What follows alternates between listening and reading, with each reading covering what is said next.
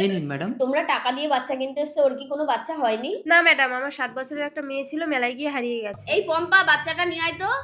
এই তো ম্যাডাম। মা, কে তোর মা? তিন্নি, এই তো আমার মেয়ে। আমার মেয়েকে আপনি কোথায় পেয়েছেন? এইটা তোমাদের মেয়ে? এই পম্পা, ওর মাকে ডাকতো। দীপা ম্যাডাম ডাকছেন। হ্যাঁ দিদি। ওদিকে।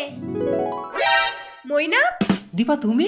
মইনা তুমি কি পাগল হয়ে গেছো? আমি তোমার দীপা। ওরা সবাই চক্রান্ত করে আমার মেয়েকে কিডন্যাপ করিয়েছে। তোকে আমার মতো দেখতে বলে তিন্নিকে আর আমাকে কিডন্যাপ করিয়ে আমার স্বামীর সাথে তুই সংসার করছিস।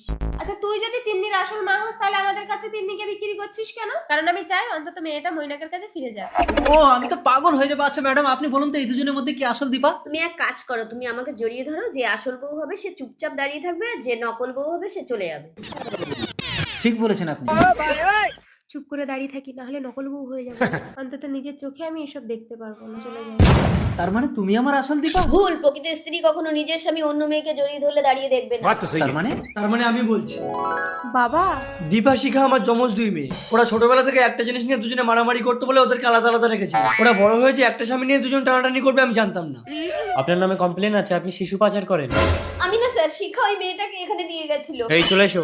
শিখা? কমপ্লেনটা আমি করেছিলাম। আমি যখন স্বামী সন্তান ফিরে পেয়েছি ওকে ছেড়ে দিন স্যার।